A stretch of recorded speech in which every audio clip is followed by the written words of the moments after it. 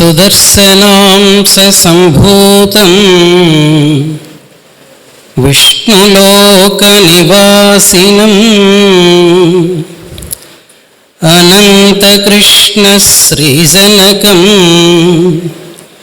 కృష్ణం వందే జగద్గురుం.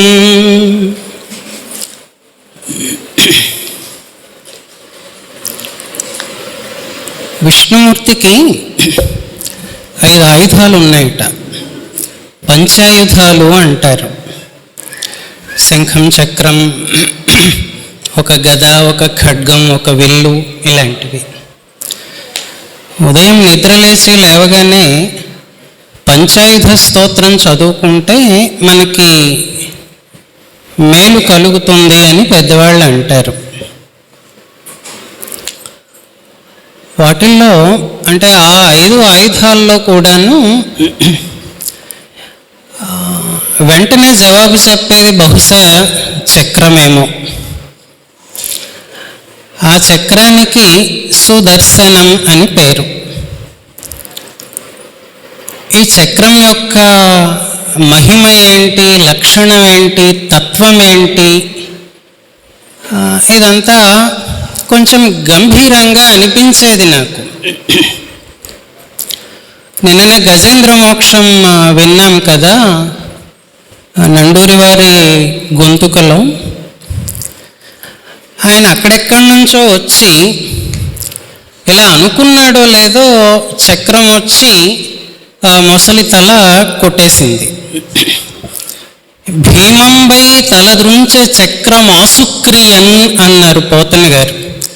నిమిషం మాత్రంలోనే. ఆశ్చర్యం అనిపిస్తూ ఉండేది నాకు.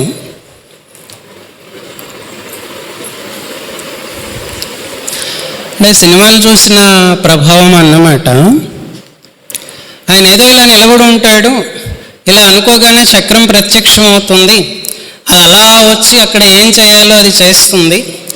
అసలు ఈ చక్రం యొక్క రూపం ఏంటి, నిజంగా వస్తుందా, మనం కూడా దాన్ని పట్టుకోవచ్చా, ఇలాంటి పిల్ల ఆలోచనలు, పిచ్చి ఆలోచనలు వస్తూ ఉండేవి.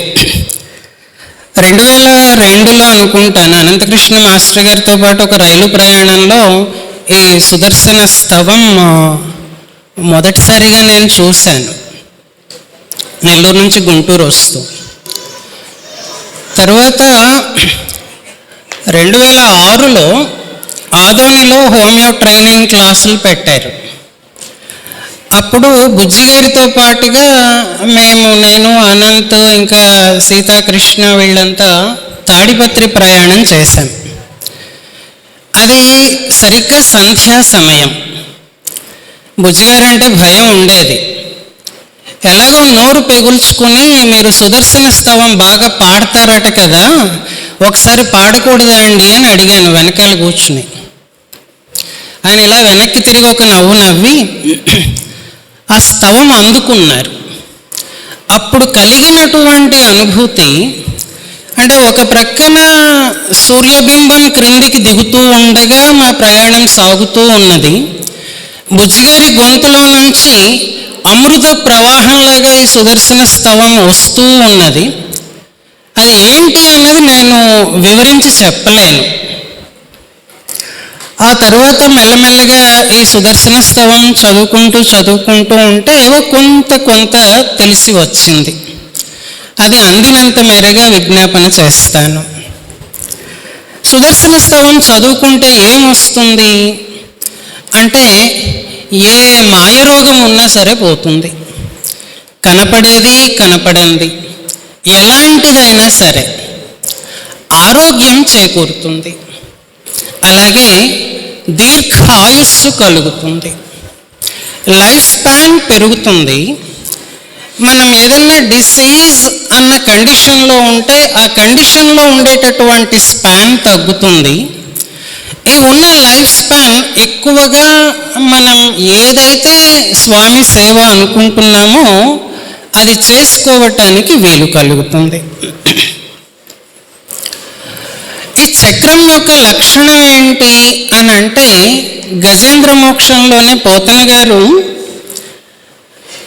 కృష్ణుడు ఆ విష్ణుమూర్తి చక్రం పంపారు అన్నారు కదా, ఆయన ఏమన్నారంటే సత్వరితాకంపిత భూమి చక్రము మహోద్యద్ విస్ఫులింగ క్షట పరిభూతాంబర శుక్రము బహువిధ బ్రహ్మాండ భాండ క్షటాంతర నిర్వక్రము పాలితాఖిల సుధాంధ చక్రము కరుణాసింధుడు శౌరి వారిచరమున్ ఖండింపగా పంపెన్ అన్నారు. అంటే తత్వం ఏంటి తెలియలేదు అన్నాను కదా. ఈ 4-5 మాటల్లో వారు పోతన మహాశైలు చక్రం కదిలితే భూమి కంపిస్తుంది, కదలటానికి ఉద్యమిస్తే చాలు భూమి కంపిస్తుంది. ఆ కదలికలో అది అగ్ని కణాలని వెళ్ళి విరుస్తూ అలా వెదజల్లుతూ వస్తుందిట. మనం ఊహించగలిగినటువంటి బ్రహ్మాండాలు ఎన్నున్నాయో ఏ బ్రహ్మాండంలోనైనా చొచ్చుకుని వెళ్తుంది, ఏ బ్రహ్మాండాల మధ్యనైనా గ్యాప్ స్పేస్ ఉన్నట్లయితే అందులోంచి నిరాటంకంగా వెళ్తుందిట. దేవతల సమూహాన్ని ఎప్పటికప్పుడు కాపాడుతూ ఉంటుంది, బయట ఉన్న వాళ్ళని మన లోపలి దేవతలని. ఇది పోతన గారు ఇచ్చిన క్వాలిఫికేషన్స్.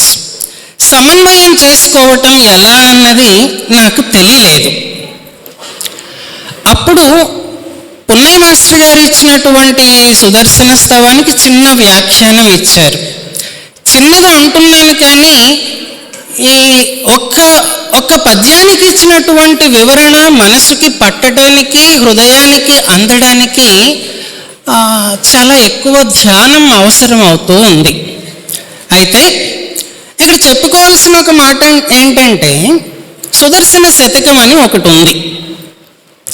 చక్రం ఏమన్నా స్వామి విసిరితే స్లో మోషన్లో మెల్లగా అడుగులో అడుగేసుకుంటూ వస్తుందా? ఇందాకే అన్నాం కదా, నిమిషమాత్రంబున అని. క్షణకాలంలో వచ్చేస్తుంది, క్షణంలో ఎంతో ఫ్రాక్షన్లో వచ్చేస్తుంది. మరి ఆ వేగం దానికి తగ్గట్టుగా సుదర్శన స్వామిని స్తుతించేటటువంటి ఏ స్తోత్రమైనా అందులో ఉపయోగించేటటువంటి పదాలు, పదబంధాలు అలాగే ఉంటాయి. ఎక్కడ ప్రధానంగా శ్రద్ధరా వృత్తం అని చెప్పి దాన్ని వాడతారు. మయూరుడి సూర్య శతకంలోనూ అదే ఉంది, కూరనారాయణ జీరు వారు ఇచ్చిన సుదర్శన శతకంలోనూ అలానే ఉంది. బాహ్యాంధకారక్షత జగదగదంకార భూమ్నాస్వధామ్నా దోఃఖచ్చూదూరగర్జద్విబుధరిపువధూకంఠవైకల్యకల్యా జ్వాలాజాజ్వల్యమానా వితరతు భవతాం వీప్సయా వీప్సితాని. ఎక్కడ ఆపుకోవాలి? ఒక పట్టాన దొరకదు. సమాసాలు ఎక్కువ దీర్ఘమైనటువంటి సమాసాలు పడతాయి. పదాన్ని ఎక్కడ విరుచుకుంటే మనకి సరిగ్గా అర్థము, సమన్వయం వస్తుంది అన్నది కొంచెం కొరుకుడు పడదు. మయూరుడి సూర్య శతకం కూడా అలాగే శ్రద్ధరలోనే ఉంది. ఆ సుదర్శన తత్వాన్ని ప్రతిబింబించేదిగానా అన్నట్లుగా మాస్టర్ గారు ఇచ్చినటువంటి ఈ సుదర్శన స్తవం కూడా కొన్ని చిన్న చిన్న పదాలు, ఆ చిన్నవి కలిసి పెద్దగా తయారైనటువంటి ఒక సమాసం. పద్యం చదువుతూ ఉంటే మనకి తెలియకుండా వేగం వచ్చేస్తుంది. కొన్ని చోట్ల అర్థాన్ని, భావాన్ని స్ఫురింప చేసుకునేలాగా కొంచెం నెమ్మదిస్తుంది. అలానే ఉంటుంది. దీనిలో విశేషం ఏంటి అని అంటే మాస్టర్ గారు స్వయాన సుదర్శనాంశ సంభూతులు అన్నటువంటిది మనం అందరం నమ్మినటువంటి విషయం. నమ్మిన విషయమే కాదు, సత్యం కూడాను. అది శ్రీపతి శతకంలో వారే ఆ చిరునామా ఇచ్చారు చివరి పద్యంలో, చక్రాంశం జనించి అని. ఇది మరి మన అనుభవానికి అందుతుందా అని అంటే వారికి అంతరాత్మగా వ్యవహరించి మనందరికీ మార్గదర్శనం చేసినటువంటి పున్నయ్య మాస్టర్ గారే ప్రమాణం. ఈ కవికి కలిగిన అనుభూతి ఎట్టిదో అస్మవాదులకు కలిగిన అనుభూతి కూడా అట్టిదే అన్నారు వారి సుదర్శన స్తవం అన్న చిన్న పుస్తకంలో. ఇక సుదర్శనం అంటే వెలుతురు కదా, వెలుగు అనుకుందాం. మనకి తెలిసి high highest source of light, వెలుతురికి అత్యధికంగా అత్యున్నతమైనటువంటి మూలం సోర్స్ ఏది అని అంటే సూర్యుడు అని చెప్పుకుందాం. సుదర్శనం సూర్యుడి కంటే కూడా అత్యధికమైనటువంటి వెలుగు కలిగింది. మనకున్నటువంటి ఈ జగద్ వ్యూహంలో ద్వాదశాదిత్యులు అని చెప్పి ఉన్నారు. 12 మంది సూర్యులు ఉన్నారు. దీనిలో కొంచెం తమాషాగానే వివరించారు పున్నయ్య మాస్టర్ గారు. ఒక సూర్యుడు, మనం చూస్తూ ఉన్నటువంటి సూర్యుడు ఒక పిల్ల సూర్యుడు అయితే, ఆయన చుట్టూత ఇంకా చిన్న సూర్యుళ్ళు కొంతమంది, ఇంకో 12 మంది పరిభ్రమిస్తూ ఉంటారు. ఈ పెద్ద సూర్యుడు ఇంకా 12 మంది మహాసూర్యులకి లోబడి ఉంటాడు. అలా ఎంతమందిని మనం లెక్క కట్టుకోగలమో 12 చొప్పున మల్టిపుల్స్ ఆఫ్ 12లో అన్ని సౌర కుటుంబాలు ఉన్నాయిట. మనం ఎంతని మన ఊహాశక్తికి అందుకోగలం? ఎంత అందుకోగలమో అంతకు మించినటువంటి వెలుగు సుదర్శనం అన్నది పున్నయ్య మాస్టర్ గారు ఇచ్చినటువంటి సమన్వయం ఒక పద్యంలో వస్తుంది. ఆ 12 సంఖ్యకి ఉన్న ప్రాధాన్యతని తెలియజేయడానికి అన్నట్లుగా మాస్టర్ గారు సుదర్శన స్తవాన్ని 12 పద్యాలలో కూర్చారు. 12 పద్యాలలో వచ్చింది ఆ సుదర్శన స్తవం. ఇది ఒకటి గమనించుకోవలసినటువంటి విషయం. అలానే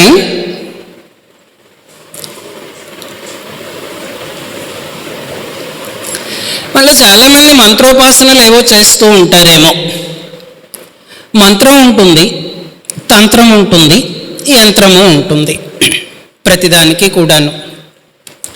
మాస్టర్ గారు సుదర్శనోపాసనలో సిద్ధులయ్యి తానే సుదర్శనులు అయినారు అన్నటువంటి సత్యాన్ని పున్నయ్య మాస్టర్ గారు ఇచ్చిన సుదర్శన స్తవం వివరణ మనకి తేటపరుస్తుంది. సుదర్శన మంత్రం మూలమంత్రంలో అది షడక్షరి అంటారు, 6 అక్షరాలు అన్నమాట. అందుకని పద్యాల మాల కూడాను మల్టిపుల్ ఆఫ్ 6, 6 2 12. ఇదొక విశేషం. ఇక ఈ సుదర్శనుణ్ణి ఎలా దర్శించాలి అన్నటువంటిది, దేనికోసం దర్శిస్తున్నాము అని అంటే రోగం పోవడానికి, దీర్ఘాయుస్సు కలగడానికి అన్నది వాచ్యంగా పైకి చెప్పారు. కానీ జరగవలసిన మార్పు, ఆశించవలసిన మార్పు ఏంటి? మనం ఆ వెలుగులో కరిగిపోయి ఆ వెలుగే మనమైనటువంటి స్థితిని అందుకోవడానికి ప్రయత్నించటం, ఆ ప్రయత్నంలో సఫలీకృతులం కావటం. ఇక దీనికి ఆలంబనగా మాస్టర్ గారు ఇచ్చినటువంటి ఈ సుదర్శన స్తవం కొంచెం అలా పరిచయం మాత్రమే చేయగలను, చూసుకుంటూ వెళదాం. సుదర్శనం విష్ణుమూర్తి యొక్క కుడి చేతికి అలంకారం. కుడి చేతిలో ఉంటుంది అంటారు. ఆయన కుడి చేతితోనే కదా చక్రం తిప్పుతారంటారు. ఆ కుడి చేతికి అలంకారంగా ఉన్నటువంటి అస్త్రం ఇది. అది బయట చూస్తామా విష్ణుమూర్తిని? నేనెక్కడ చూడను, నాకు ఆయన దొరకడు కదా. మరి లోపల భావించుకోగలిగితే బయట ఉన్నదే లోపల అంటారు కదా. మనకి సహస్రారం అని ఒకటి ఉన్నది కదా. ఆ సహస్రారంలో నెలకొని ఉన్నటువంటి బుద్ధి ఏదైతే ఉన్నదో అది వేదంగా పరిణమిస్తే ఆ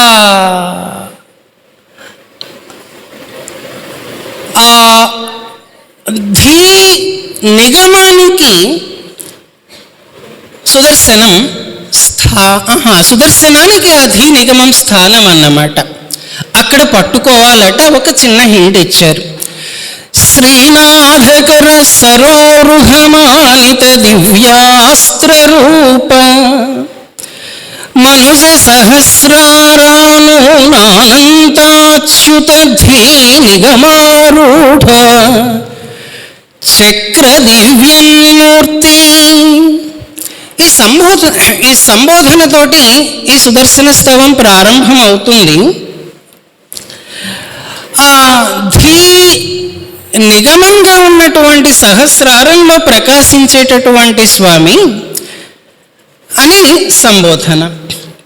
ఇక్కడ ఇంకొకటి పున్నయ్య మాస్టర్ గారు ఇచ్చిన వివరణ ఏంటంటే, సుదర్శనం అన్నది భౌతికమైనటువంటి ఒక చక్రం కాదు. పోనీ ఒక స్థాయిలో అలా అనుకున్నా, ఒక విశ్వమంతా పరివ్యాప్తమై ఉన్నటువంటి వెలుగు ఏదైతే ఉన్నదో ఆ వెలుగు సుదర్శనం అన్నారు. ఒక అడ్రస్ ఏంటి అని అంటే, సూర్యుడిని ఒక సెంటర్గా మనం తీసుకుంటే ధ్రువతార ఉంటుంది కదా, పోల్ స్టార్ ఉంటుంది కదా, అంతవరకు అలా భావించుకోగలిగితే ఒకానొక పాయింట్లో లోకాలోక పర్వతం అని ఒకటి ఉందట. దాని సంగతి ఏంటి అని అంటే, దాని దగ్గరికి ఏది వెళితే దాన్ని అలా లాక్కుంటుందిట. మేబీ ఇది మనం సైన్స్లో చదువుకునేటటువంటి బ్లాక్ హోల్ కావచ్చు. అంటే బ్లాక్ హోల్ హైయెస్ట్ డెన్సిటీ ఉండే ఏరియా అని చెప్పి మన ఫిజిక్స్ మిత్రులు అందరూ అంటుంటారు. అక్కడికి ఏది వెళ్ళినా దాని ప్రభావానికి లోబడిపోయి అందులో కలిసిపోతుందిట. ఈ సుదర్శన చక్రం అన్నటువంటిది కూడాను ఈ సూర్యబింబానికి ఆ లోకాలోక పర్వతానికి మధ్యన ఉన్నటువంటి వెలుగు ముద్ద అని పున్నయ్య మాస్టర్ గారు ఒక సమన్వయాన్ని ఇచ్చారు. ఇంకా చక్రాన్ని ఎలా భావించుకోవాలి? చక్రం తెంచుతుంది. దేన్ని తెంచుతుంది అని అంటే, ఏదైతే మనకి అడ్డంకి ఉన్నదో, ఏదైతే బంధం ఉన్నదో దాన్ని తెంచుతుంది. మరి సుదర్శన చక్రాన్ని కేవలం విష్ణుమూర్తి చేతిలోనే ఊహిస్తామా, భావిస్తామా అంటే అలా కాదుట. అంత మాత్రమే కాదు, భూమి సూర్యుడి చుట్టూ తిరుగుతూ ఉన్నటువంటి మార్గం అదొక చక్రం. అది కూడా కాంతిమయమైనటువంటిదే కదా. ఆ చక్రానికి కేంద్రం ఏంటి అని అంటే అగ్ని, పరిధి విష్ణు. అందుకని కేంద్రంలో ఉండేటటువంటి పురుషుడు, సుదర్శన పురుషుడు వెలుగులు విరజిమ్ముతూ ఉంటాడు. ఎంతవరకు విస్తరించి ఉంటుంది అని అంటే ఆ పరిధిని పట్టుకోలేము అన్నది భావన. ఇంకొకటి సహస్రారము అంటున్నాం కదా, సుదర్శన షడక్షరి ఏంటి అని అంటే సహస్రారహం ఫట్ అంటాం. అందులో మనం సుదర్శన వెలుగుని ఎక్కడ దర్శించాలి అని అంటే ఈ శ్వాసలోనే అని పున్నయ్య మాస్టర్ గారు ఒక సమన్వయాన్ని ఇచ్చారు. ఒక ఉచ్ఛ్వాస, ఒక నిశ్వాస, మళ్ళీ ఇంకొక ఉచ్ఛ్వాస, అలా తీసుకుంటూ ఉండగా ఒక రేఫం వస్తే అది మనకి తెలియకుండానే సహస్ర శబ్దం అవుతుంది. అదిగో దాన్ని మనం పట్టుకోగలిగితే ఈ శ్వాసలో ఆ మంత్ర ప్రభావం సుదర్శనంగా అవుతుంది. ఆ సహస్రార అనేది చక్రానికి సంబంధించినటువంటి మంత్రం అవుతుంది అని పున్నయ్య మాస్టర్ గారు మాస్టర్ గారి నుంచి అందుకున్న ఉపదేశం మనకి ఇస్తున్నారు ఈ పుస్తకంలో. మరి తంత్రం అన్నాం కదా, ఓ మంత్రం చేస్తే దానికి ఇలా ఇలా చేయాలి అన్న కల్పం ఉంటుంది. మరి సుదర్శన మంత్రోపాసనకి తంత్రం ఏంటి అని అంటే, సమస్తాన్ని అంతర్యామిగా దర్శించి ఉపాసించటమే దీనికి సంబంధించినటువంటి తంత్రము అని ఉపదేశించారు. సమస్తాన్ని అంతర్యామిగా దర్శించటం ఏంటి అంటే, నాకు తోచింది ఇది. ఒక పాయింట్లో మనం నిలబడి ఉన్నాం అనుకోండి, మన చుట్టూతా ఎంత ఉన్నది స్పేస్ అంటే 360 డిగ్రీస్లో వ్యాపించి ఉంది. 1 డిగ్రీ తీసుకుని అందులో మనం ఒక స్మాలెస్ట్ పాయింట్ని గుర్తుపట్టగలిగాం అనుకోండి, దాని నుంచి ఎంత ఉంటుంది? 360 ఉంటుంది. అంటే మనం అలా ఒక చోట నిలబడి మన కన్ను ఎంత దూరం పారిందో అంత దూరము కూడాను పరికించి చూస్తే ఏది కనిపిస్తుందో ఆ వెలుగులో ఉన్నటువంటి సమస్తము కూడాను సుదర్శనము విష్ణుమూర్తితో అభిన్నమైనది కాబట్టి అంతా స్వామి అనుకుని ఎదురుగా కనపడుతూ ఉన్నటువంటి జీవులలోని అంతర్యామికి మనం సేవ చేసుకోగలగటమే సుదర్శనోపాసనకు తంత్రము అని పున్నయ్య మాస్టర్ గారు ఇచ్చినటువంటి ఉపదేశం. ఇక ఇలా స్తోత్రం సాగుతుంది, స్తవము. నేనై మృక్కెద నీకు నానానిగమాగ్రకోణ నవ్యాలంకారానంద మండలాత్మున్ ధ్యానైకాకారమండలాధారాక్షున్. మీరు అప్పుడప్పుడు సుదర్శన చక్రం యొక్క పటమో బొమ్మో చూస్తే ఏవో చక్రాకారం వేసి దానికి ఇలాగా 4 కోణాలు పెడుతూ ఉంటారు. ఈ 4 కోణాలు ఏంటి అని అంటే ఉపనిషత్తులు అని ఈ పద్యంలో చిన్న సూచన. అంటే సుదర్శన చక్రము యొక్క కోణాలని మనం ధ్యానం చేయటం మొదలు పెడితే క్రమక్రమంగా ఉపనిషత్తులలో ఏ సత్యాన్నైతే చెప్పారో ఆ సత్యం మనకు దర్శనమిస్తుంది అని చెప్పి ఈ పద్యం యొక్క భావం. అది ఆనంద స్వరూపమైనది, చివరాఖరికి ఆ ఆనందమే మనం అవుతాము అని ఒక సాధన కోసం ఒక సూచన కూడాను. ఎలా నమస్కరించాలి? నేనై మృక్కెదా, నా సమస్త ప్రజ్ఞని కూడా నీకు సమర్పించి నమస్కరిస్తాను అంటే సర్వాత్మన సమర్పణ చేసుకుని ఆయన్ని ప్రార్థన చేస్తే మనం అనుకున్నటువంటి అంతర్యామి సేవలో మనం ఎక్కువగా ఉపయోగపడటం అన్నది జరుగుతుంది. శరణాగతులైనటువంటి జీవులకి ప్రాణము నొసగి వాళ్ళని ఆయన ఎప్పుడూ కాపాడుతూ ఉంటాడన్నమాట. ఇందాక శ్వాసలో సుదర్శన దర్శనం అన్నాం కదా, అంటే మరి శ్వాసని కల్పిస్తూ ఉన్నటువంటిది ఏంటి అని అంటే అది సుదర్శనము యొక్క వెలుగు అని ఈ స్తోత్రంలో ఇచ్చిన ఒక సమన్వయం. పతంజలి యోగ సూత్రాల్లో మాస్టర్ గారు పరమాత్మ జీవుడిని పిలిచేందుకు వేసే ఒక కేక ఓంకారము అని చెప్పారు. అలానే మనం వాణ్ణి పిలవడానికి వేసే కేక కూడాను ఓంకారమే అన్నారు. నిన్న గజేంద్ర మోక్షం ప్రస్తావన అనుకున్నాం కదా. ఈ గజేంద్ర మోక్షము కథ మనం మాతృగర్భంలో గడిపినటువంటి సమయానికి కూడా ఒక ప్రతీక అని పున్నయ్య మాస్టర్ గారు ఇందులో వివరణ ఇచ్చారు. అక్కడ ఆ మొట్టమొదట కలిగే శ్వాస ఉన్నది చూడండి, ఆ శ్వాసలో ఆ శ్వాస కలిగించడానికి కారణం ఏంటి అని అంటే అది సుదర్శనము యొక్క ప్రభావము అన్నది పున్నయ్య మాస్టర్ గారు ఇచ్చినటువంటి వివరణ. అక్కడ విష్ణుమూర్తి తన చక్రాన్ని ప్రయోగిస్తారట, వెలుగనేటటువంటి చక్రాన్ని. ఎలానో అది మేలుకొలుపవుతుంది, తొలి శ్వాస అవుతుందిట. ఆ దర్శనమయ్యేటటువంటి స్వామి సుదర్శన స్వామి ఎలా ఉంటాడు అని అంటే లైట్ సోర్స్ నుంచి లైట్ రేస్ వస్తూ ఉంటాయిగా, ఆయన చూడాలి అని అంటే ఇంకేం తెలియదు, ఏదో లైట్ వస్తూ ఉన్నట్టుగా, కిరణాలు అలా వస్తూ ఉన్నట్టుగా ఉంటుంది ఆయన రూపం అది. శ్రీమత్కాంతి పరంపరాకలిత రాశీభూతరున్మండలీ స్వామి.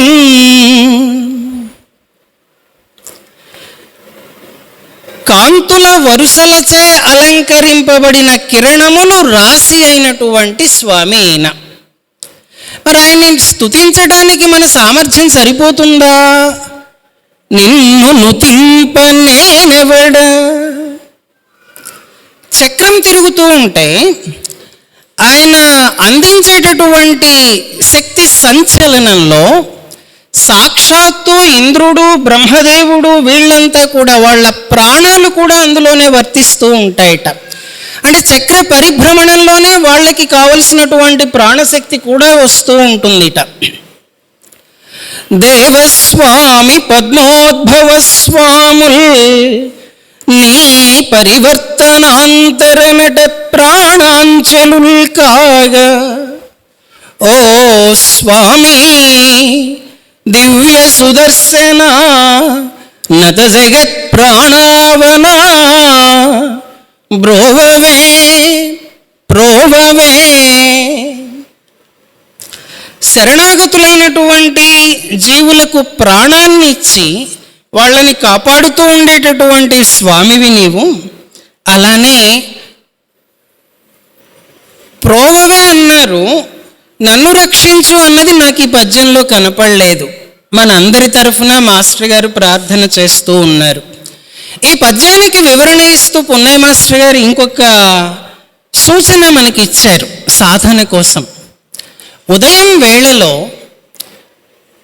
సూర్యోదయాన్ని చూస్తూ దిక్చక్రము అని మనం దేన్నైతే భావిస్తున్నామో, అంటే అల్లంత దూరాన ఆకాశము భూమి కలిసినట్టుగా కనపడుతూ ఉంటుంది చూడండి.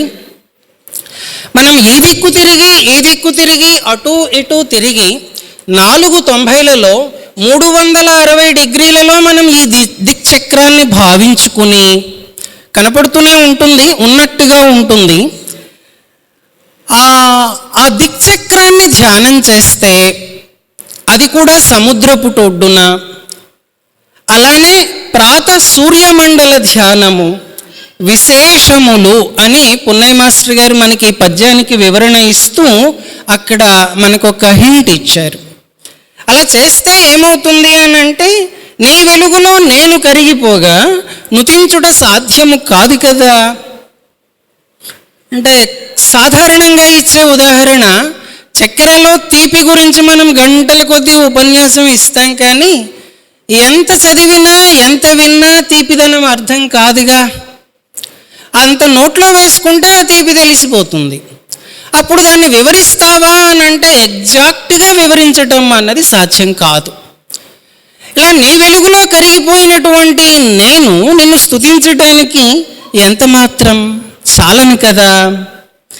నీకై మృక్కెద దివ్యలోక పదవీ నీరంధ్రకాంత్యధ్వ మాలాకైవారదిగంతరాళకృత కళ్యాణాధ్వా రక్షింపవే లోకానీక విధాయక శిఖిశిఖాలోకాఢ్య భక్తావళీ శ్రీకైవల్యక వాటయంత్ర రవిరుక్రేఖాసనాత్మ ప్రభు. ఆకాశంలో మనం చూస్తూ ఉంటే వెలుతురే కదా కనపడుతుంది. దివి అని ఒక మాట ఉన్నది, అది ఆకాశానికి అవతలిది, దానికి అతీతమైనటువంటి వెలుగు అని పున్నయ్య మాస్టర్ గారు ఈ పద్యానికి వివరణ ఇస్తూ అన్నారు. ఆ వెలుగులతోడి ఆకాశం ఒకటి లోకంలో ఉంది. దానిలో కాంతులు ఇలా వరుసలుగా అలాగా వస్తూ ఉంటే ఎడములేని కాంతి, సందులేని కాంతి, ఆ కాంతుల దారితో చివరాఖరికి మనకి పరిధిగా కనపడుతూ ఉంటుంది. అంతే కదా, ఉదయం పూట సూర్యబింబం చూడండి, కిరణాలు అలా వస్తూ ఉంటే ఎంతవరకు అవి అందుతాయో అక్కడ మనం పరిధిని గుర్తుపట్టగలుగుతాం. దానివల్ల ఏమవుతోంది, దిక్కుల మధ్యన ఉన్నటువంటి స్థలం అంతా, చోటంతా కూడాను వెలుగుతో నిండుతోంది. మనకి కావలసిన మార్గదర్శనం, ఒక శుభ్రమైనటువంటి త్రోవ ఒకటి దొరుకుతోంది. అలానే ఎన్ని లోకాల గుంపులు ఉన్నాయో ఆ లోకాల గుంపులని కూడాను ఈ చక్రమే ఏర్పాటు చేస్తుంది. ఇక అంతేనా అని అంటే, మనం చివరాఖరికి చేరుకోదగిలినటువంటి పరమ పదం ఏదైతే ఉన్నదో, అక్కడికి చేరుకోవడానికి కావలసిన పరమ పదం ఏదైతే ఉన్నదో అది సుదర్శనమే మనకు అందిస్తుంది అని పున్నయ్య మాస్టర్ గారు ఇక్కడ వివరణ ఇస్తున్నారు. ఇక్కడే వారొక హెచ్చరిక కూడా చేస్తున్నారు. వ్యక్తులను మాత్రమే గమనించినచో బంధము. ముందు కనబడే ప్రతిదీ కూడాను వెలుగు అనుకోమన్నారు కదా, సుదర్శనం అనుకోమన్నారు కదా, చక్రం అనుకోమన్నారు కదా. అక్కడ ఒక వ్యక్తి ఉన్నాడు అనుకుంటే అది మనల్ని పట్టుకుంటుంది. మరి ఇంతమంది వ్యక్తులుగా వచ్చింది ఆ ఒక్క వెలుగే అన్నటువంటిది గమనించుటయే సుదర్శనము అని పున్నయ్య మాస్టర్ గారు ఇస్తున్నటువంటి వివరణ. ఇందులో ఇంకా చాలా అంశాలు ఇలాగా ఇస్తూ ఉన్నారు. కొన్ని ప్రస్తావిస్తూ ముందుకెళ్తున్నాను. మరి సుదర్శన స్వామి మనకు కనిపిస్తాడా? కాసేపు ఉదయాన్నే సూర్యుడి చుట్టూ చూస్తే కళ్ళు అలా బయలు గమ్మినట్టు అయిపోతుంది. మనం ఏమన్నా సూర్యుడిని చూడగలమా? చూస్తున్నట్టు అనుకుంటున్నాం అంతే. ఆ వెలుతురుని మనం అనుభవిస్తున్నాం, ఆ కాంతిని అనుభవిస్తున్నాం, అందులో ఏదో పొందుతున్నాం. ఏదో పొందడం అంటే మనకు కావలసినటువంటి పోషణ అంతా వస్తున్నది, మన బుద్ధికి కావలసినటువంటి ప్రచోదనం అంతా వస్తున్నది, చైతన్యం అంతా అందుతున్నది.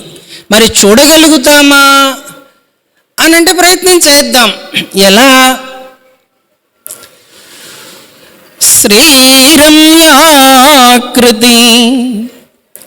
సర్వరక్షణము నిశ్రేయస్సమారంభణ స్ఫారోదార మహామహస్సరణ విభ్రాజన్ మహామండల ప్రారంభాకృతి. ఒక్కడే సమాసం. ఇందాక అన్నాను చూడండి, ఎక్కడ విరుచుకోవాలో తెలియదు శ్రద్ధరలో అని. అలాగే సుదర్శనుని వేగానికి తగినట్లుగా వస్తున్నటువంటి పద్యం ఇది. అర్థం మళ్ళీ చెప్పుకుందాం. భక్త పాలన కళా వ్యాపార నీరాజనం వైరాజిల్లెడు చక్రమూర్తికిదే నా హస్తద్వయన్మోక్షదన్. ఆయన్ని పట్టుకోవాలి అని అంటే ఒక హింట్ ఇక్కడ ఇచ్చారు. ఆయన ఏం చేస్తుంటాడు? ఒకటే పనట, భక్త పాలన కళా వ్యాపార నీరాజనంబై రాజిల్లెడు చక్రమూర్తి. అంటే 24 గంటలు ఏం చేస్తుంటాడు అంటే, ఎవరికి అవసరమైతే, తనను ఎవరైతే శరణు వేడారో, ఎవరికైతే అవసరం ఉన్నదో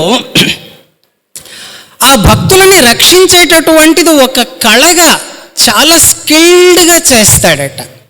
ఆయనకి అదే పని. అదిగో దాన్ని పట్టుకుంటే ఆయన దర్శనం మెల్లగా దొరుకుతుందన్నమాట. అది ఎలాంటిది? శ్రీరమ్యాకృతి, శుభమైనటువంటి ఆకారం, ఆనందాన్ని కలిగించేటటువంటి ఆకారం, ఆకర్షించేటటువంటి ఆకారం. సర్వరక్షణము, ఏ పరిస్థితిలోనైనా సరే రక్షించగలిగింది. అంతేనా? నిశ్రేయస్సమారంభణ స్ఫారోదార మహామహస్సరణ విభ్రాజన్ మహామండల ప్రారంభాకృతి. అది తేజ ప్రవాహంతో వెలుగొందేటటువంటిది అన్నమాట. మనం ఊహించుకోగలిగినటువంటి హయ్యెస్ట్ బెస్ట్ పొజిషన్ ఏంటి? ఏది ఉన్నదో దాన్ని మనకు అందిస్తుంది అతి సులభంగా. అది ఏంటి? అలా అలా అలా ఆలోచించుకుంటూ ఉంటే చివరాఖరికి స్వామి సన్నిధి కంటే మనకి ఇంకొక గొప్ప స్థానం ఏముంటుంది? ఏమి ఉండదు. దాన్ని మనం నిశ్రేయసం అంటున్నాం. ఆ నిశ్రేయసాన్ని కలిగించటంలో తేజ ప్రవాహంతో వెలుగొందేటటువంటి ఆ రూపం ఇది. దాని నుంచి కాంతి కిరణాలు అలా పైకి వస్తూ ఉంటే మోక్షాన్ని అంటే ఆ నిశ్రేయసాన్ని ప్రసాదించటానికి అవి ప్రారంభం చేస్తాయన్నమాట. ఆ సుదర్శన స్వామికి నా 2 చేతులు ఎత్తి మొక్కుతాను అన్నారు మాస్టర్ గారు. అంటే ఆయన దేహి అంటున్నారు. ఎవరి కోసం? తన కోసమైతే కాదుగా, మనందరి కోసం. అమల సహస్ర కాంతి భరమై పరమార్థ సమన్వయార్థము ఉత్తమ బహువేదనాదముల ధారలు త్రిప్పి దివానిశా పరిభ్రమణము చేసి ఆత్మలను భావన చేసిన భక్త కోటికి క్రమమున గోచరించుచును రాజులు చక్రము బ్రోచు మమ్ములన్. ఆ స్వామి నుంచి వచ్చేటటువంటి కాంతిలో ఏ మాత్రం మలినం ఉండదు. మలినము లేనటువంటిది, విశుద్ధమైనటువంటిది, విశుభ్రమైనటువంటిది.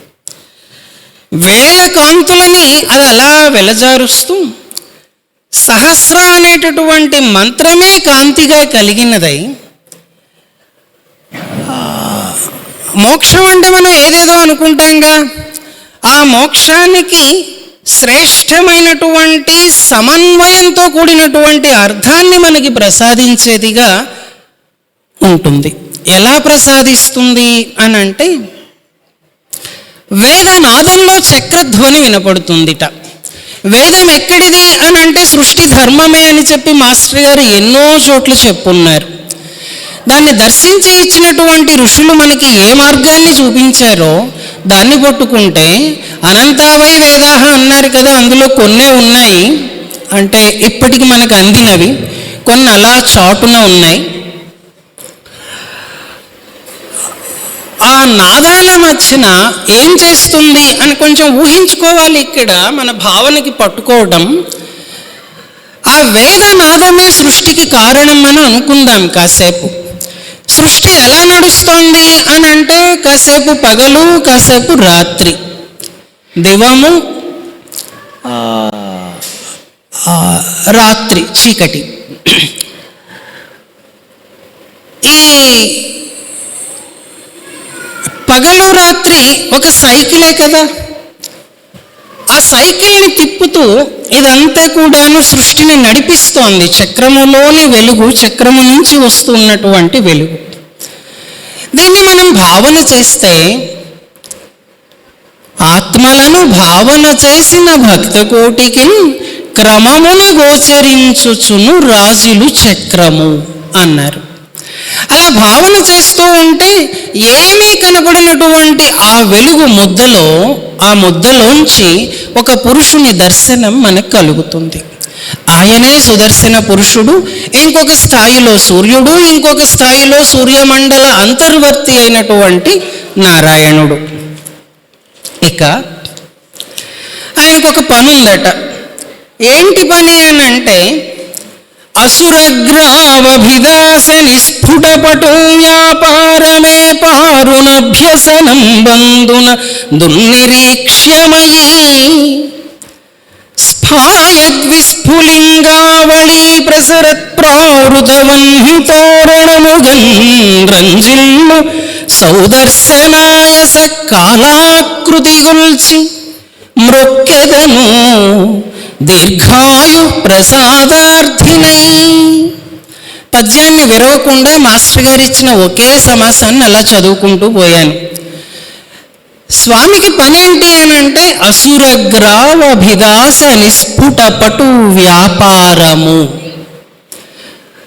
రాక్షస శక్తులు ఉంటాయిగా, ఆ రాక్షస శక్తుల కంఠాలని భేదించడంలో వజ్రంలాగా చక్కగా వాడిగా పనిచేయటం సుదర్శనుడికి అలవాటు అన్నమాట.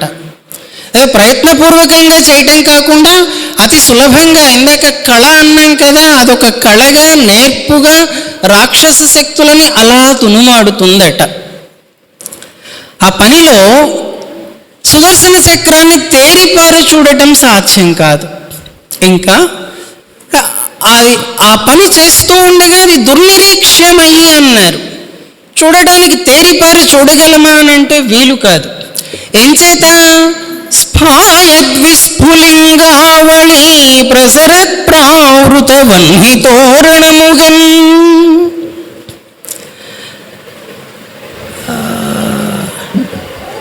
కదులుతూ ఉంటే నిప్పు రవ్వ అలా మొదలైంది పెరుగుతూ ఉంటుంది. ఆ పెరిగిందంతా కూడా ఒక వలయాకారంగా అలా విస్తరిస్తూ ఉంటుంది. ఇదంతా వలయాకారంలో ఒక తోరణం కట్టినట్లుగా చక్రం కదులుతూ ఉంటే ఈ అగ్ని కూడాను కదులుతూ ఉంటుంది. అందుకని సుదర్శన శతకంలో మొదటి భాగం అంతా కూడా జ్వాలావర్ణనం. ఈ సుదర్శన ఆయుధం యొక్క మరి నిజమైన స్వరూపం ఏంటి అని అంటే, మాస్టర్ గారు ఇక్కడ వివరణ ఇస్తున్నారు. కాలాకృతి గొల్చి మ్రొక్కెదను. ముందు పద్యంలో పగలు రాత్రి అన్నారు కదా, దాన్ని మనం ఎక్స్పాండ్ చేసుకుని ఆలోచించుకుంటూ పోతే యుగాలు, మహాయుగాలు, కల్పాలు, ఆ కల్పం దాకా కాలము పరిభ్రమణం కదా. ఆ కాలము యొక్క భ్రమణమే చక్రము యొక్క స్వరూపము అన్నటువంటిది మాస్టర్ గారు ఇస్తున్నటువంటి వివరణ.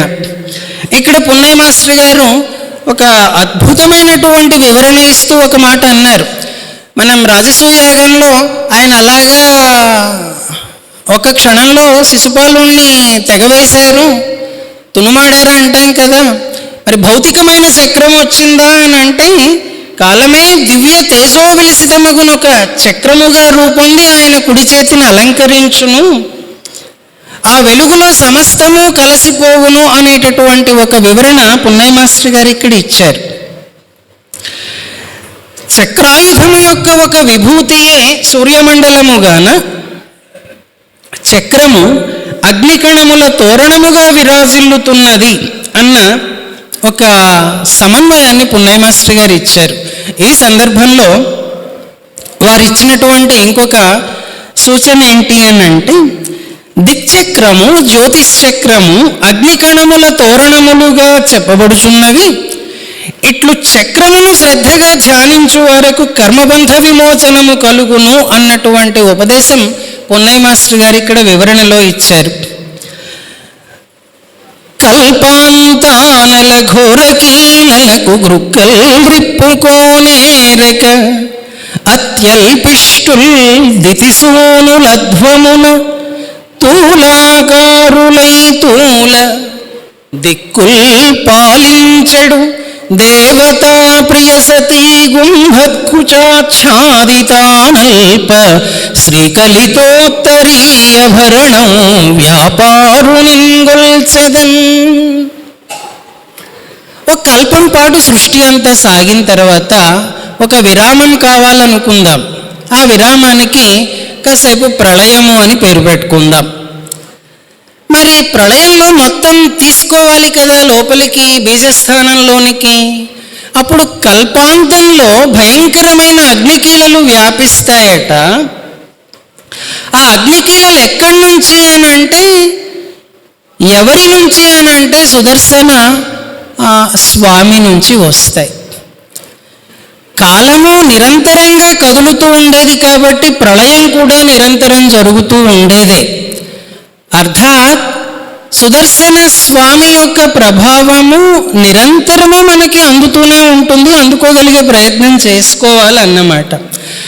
ఆ ప్రభావానికి గుక్క తిప్పుకోలేరట రాక్షసులంతా కూడాను. రాక్షసులు బయటి వారా అని అంటే కాదు, మనలోనే ఉన్నారుగా. ఆ రాక్షస శక్తులు ఏమున్నాయో అవి మనలో ఉన్నటువంటివి గ్రుక్క త్రిప్పుకోనే లెక్క పారిపోతాయి. పారిపోతే ఏమవుతుంది అని అంటే, దిక్కులు పాలించడు దేవతా ప్రియ సతీ గుంభత్కుచాఛాదిత. ఓ పెద్ద సమాసం వేశారు. అర్థం ఏంటంటే, దిక్కుల్ని పాలించేటటువంటి దేవతలు ఉన్నారు కదా, దేవతా సమూహాలంతా ఉన్నారు కదా, వాళ్ళ స్త్రీలకి శోభనిస్తుంది సుదర్శన చక్రము యొక్క వ్యాపారము అన్నారు. అర్థమేంటి, భావం ఏంటి అని అంటే, దేవతా శక్తులకి వర్ధిల్లడం జరుగుతుంది, అసుర శక్తులన్నీ క్రమేణా క్షీణించేలాగా అవుతాయి. అంటే మనం మెల్లమెల్లగా దివ్యత్వం వైపు పరిణామం చెందుతాము అన్నది ఇక్కడ ఇస్తూ ఉన్నటువంటి సారం. ఇక దర్శనం అయ్యింది. ఎక్కడ చూసినా కూడా ఏ దిక్కుంగన చక్ర విక్రమభరంబే, ఎక్కడ చూసినా కూడా ఇప్పుడు సుదర్శన స్వామియే కనిపిస్తూ ఉన్నారు. నిన్ను కొల్వంగా నీ పాదం వచ్చటో, పాదం పట్టుకుందాం, ఆయన పాదం ఎక్కడుందో తెలియట్లేదు. ఏ దిక్కులో చూసినా కూడా సుదర్శన పెరుమాళ్ళ యొక్క వైభవం అలా ప్రకాశిస్తుంది. దేహమెచ్చటనో, ఆయన శరీరం ఎక్కడుందో తెలియట్లేదు, ప్రభావం మాత్రం తెలుస్తోంది, అనుభూతిగా అందుతోంది. నీ బాహుద్వయం వెచ్చటో, ఆయన చేతులు ఎక్కడున్నాయో, ఏ దిక్కౌను నివాసమన్నసవి నే నీ రీతి యోచించెదన్. ఏదో దర్శనం అయినట్లుగా ఉంది కానీ నీ పాదం పట్టుకుందామంటే తెలియట్లేదు, నీ చేతులు ఎక్కడున్నాయో తెలియట్లేదు, నీ రూపం ఏంటి అన్నది తెలిసి తెలియనట్లుగా ఉంటుంది. నీ దివ్యాకృతి దర్శనం బొసగవే నీరేశపత్రేక్షణ. ఇక్కడ నాకొకటి చిత్రం అనిపిస్తుంది. సమన్వయం మా పున్నయ్య మాస్టర్ గారు ఇచ్చారు. నీ రూపం తెలియలేదని అంటున్నారు కదా, కానీ సంబోధన చూడండి, నీరేశపత్రేక్షణ.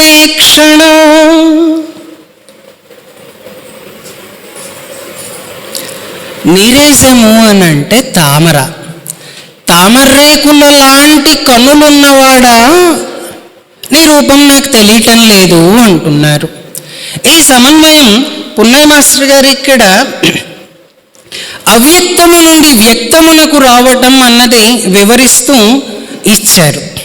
తరువాత దిక్కుల్ చక్రము నింగి చక్రమై సందీపించే, కాలంబును వక్కాణింతురు చక్రమంచును, మనోవాక్కాయ కర్మంబులందొక్కండై కనిపించు నీ గమనమందోంకార ఘంటార్భటుల్, దిక్కుంభి స్ఫుట కర్ణనాళముల సందీపింప నింగొల్చెదన్.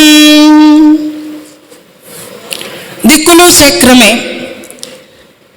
ఆకాశం కూడా చక్రమే, కాలం కూడా చక్రమే.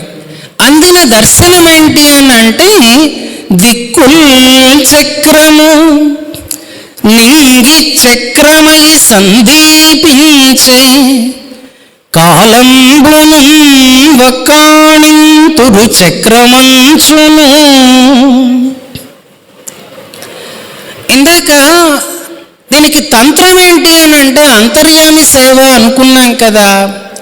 మరి మాస్టర్ గారి జీవితంలో అంతర్యామి సేవని విస్మరించినటువంటి క్షణములో లేశం ఏమైనా మనకి దొరుకుతుందా పట్టుకొని చూడ్డానికి? దొరకదు కదా. అందులో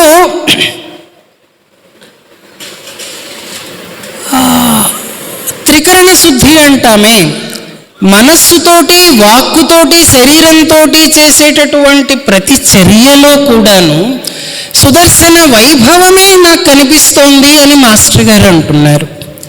ఈ మొత్తం ఇదంతా సృష్టికి ప్రతీక అని చెప్పి అనుకున్నాం కదా. ఇందాకటి దర్శనం అది కదా మనం అనుకుంది. ఏది కేంద్రం నుంచి పరిధి దాకా చూస్తూ ఎంత కనపడుతుందో అంతా కూడాను వాని వెలుగు అనుకున్నాం కదా.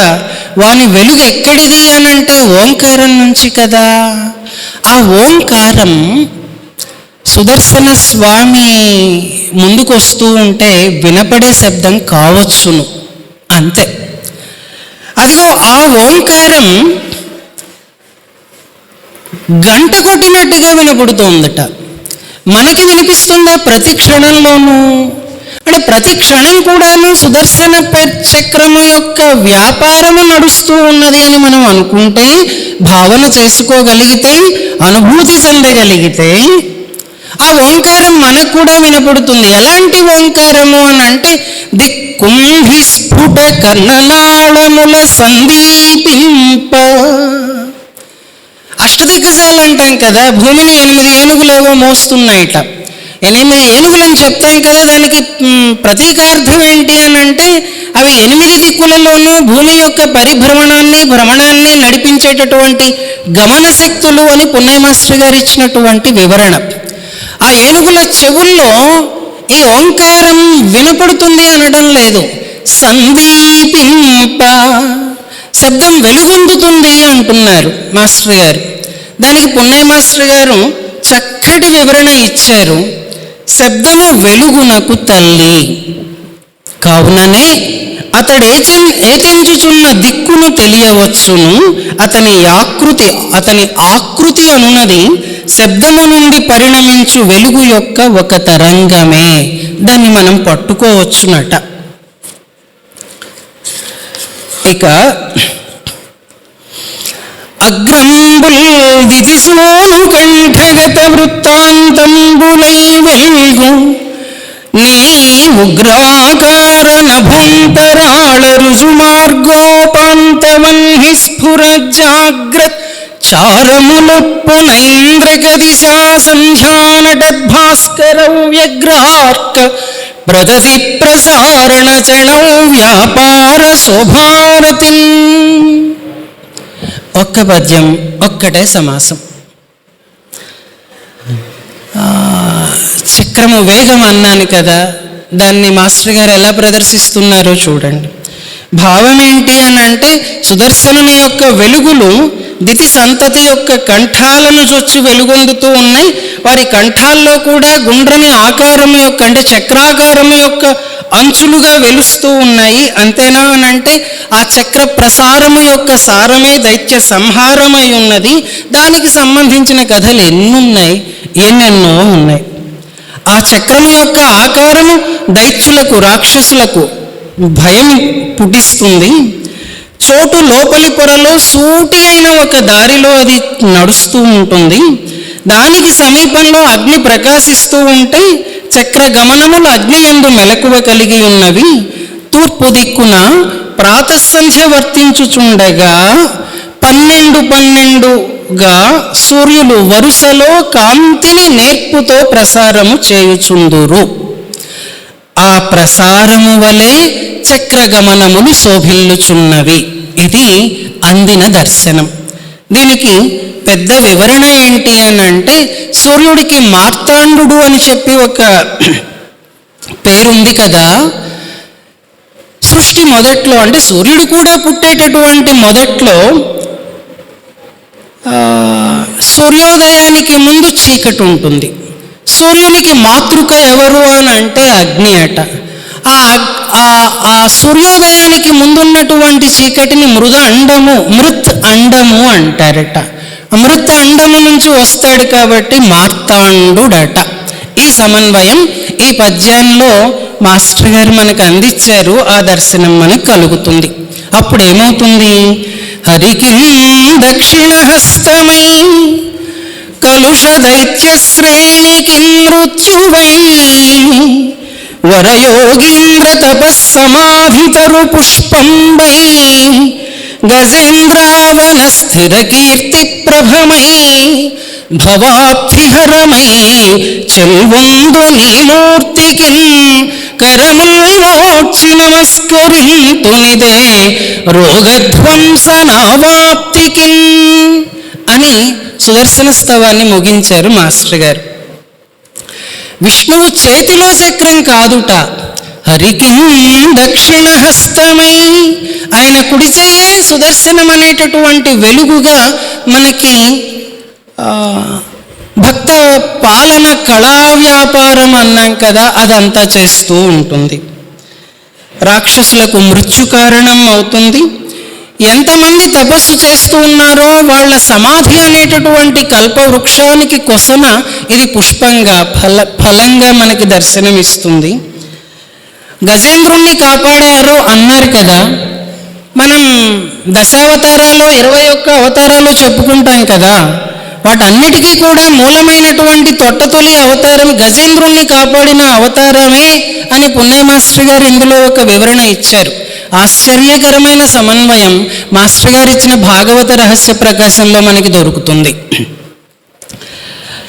13వ భాగం చూసుకోవాల్సి వస్తుంది. ఆయనకి నమస్కరిస్తున్నారు మాస్టర్ గారు మనందరి తరఫున. కరముల్ మోడ్చి నమస్కరింతును. ఎందుకోసం అనంటే రోగధ్వంస నావాప్తికిన్. ఇది సుదర్శన స్తవం. ఇక ఈ మధ్యలో వచ్చిన మాటలు కొన్ని ఆటంకం లేకుండా మొత్తం 12 పద్యాలు ఒకసారి మనం భావించుకుందాం. శబ్దం వినండి. అదో రకమైన అనుభూతి అందుతుందని నేను అనుకుంటున్నాను. ఒక 6 నిమిషాల సమయం పడుతుంది. శ్రీనాథకర సరోరుహమానిత దివ్యాస్త్ర రూప మనుజ సహస్రారానూనానంతాచ్యుత ధీనిగమారూఢ చక్ర దివ్యన్మూర్తి నేనై మృక్కెద నీకు నానానిగమాగ్రకోణ నవ్యాలంకారానందమండలాత్మన్ ధ్యానైకాకారమండలాధారాక్షుం శ్రీమత్కాంతి పరంపరాకలితరాశీభూతరున్మండలీ స్వామిన్ నిన్ను నుతింపనేనెవడ దేవస్వామి పద్మోద్భవ స్వాముల్ నీ పరివర్తనాంతర నట ప్రాణాంచలుల్ కాగ ఓ స్వామి దివ్య సుదర్శన నత జగత్ ప్రాణావనా బ్రోవవే నీకై మృక్కెద దివ్యలోక పదవీ నీరంధ్రకాంత్యత్వ మాలాకైవారదిగంతరాళకృత కళ్యాణాధ్వా రక్షింపవే లోకానీక విధాయక శిఖి శిఖాలోకాఢ్య భక్తావళీ శ్రీకైవల్య కవాటయంత్ర రవిరుగ్రేఖాసనాత్మ ప్రభు శ్రీరమ్యాకృతి సర్వరక్షణము నిశ్రేయస్సమారంభణ స్ఫారోదార మహామహస్సరణ విభ్రాజన్ మహామండల ప్రారంభాకృతి భక్తపాలన కళా వ్యాపార నీరాజనంబై రాజిల్లడు చక్రమూర్తికిదే నా హస్తద్వయిన్నోక్షదన్ అమల సహస్రకాంతిభరమై పరమార్థ సమన్వయార్థము ఉత్తమ బహువేదనాదములధారలు త్రిప్పి దివానిశా పరిభ్రమణము చేసి ఆత్మలను భావన చేసిన భక్త కోటికి క్రమమున గోచరించుచును రాజులు చక్రము బ్రోచు మమ్ములన్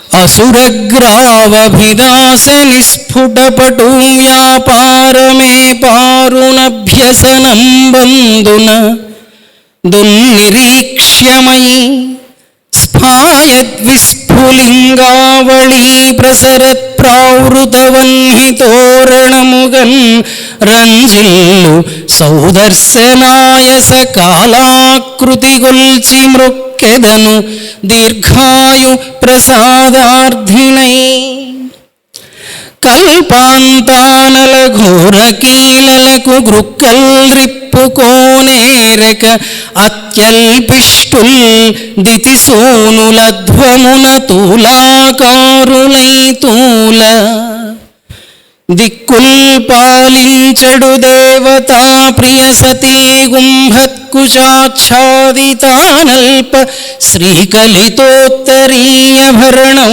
వ్యాపారునిన్ కొల్సెదన్ ఏ దిక్కుంగన చక్ర విక్రమ భరంబే నిన్ను కొల్వంగ నీ పాదం వెచ్చటో దేహమెచ్చటనో నీ బాహుద్వయం వెచ్చటో ఏ దిక్కౌను నివాసమన్న సవి నే నీ రీతి యోచించెదన్ నీ దివ్యాకృతి దర్శనం బొసగవే నీరేశపత్రేక్షణ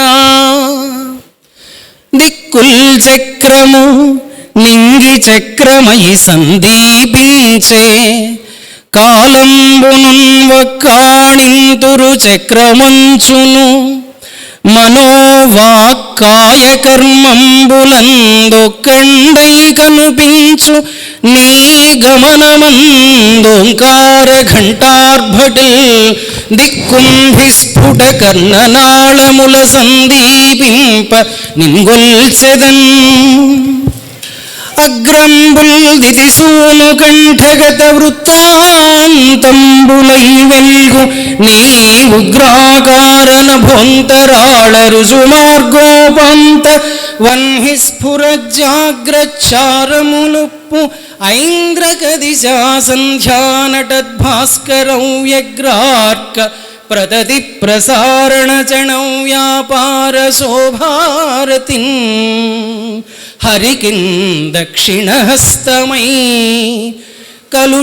కలుషదైత్యశ్రేణికిన్ మృత్యువై వరయోగీంద్ర తపస్సమాధితరు పుష్పంబై గజేంద్రావన స్థిర కీర్తి ప్రభమై భవాబ్ధిహరమై చెల్వొందు నీ మూర్తికిన్ కరముల్మోడ్చి నమస్కరింతునిదే రోగధ్వంసనావాప్తికిన్. వాసుదేవ.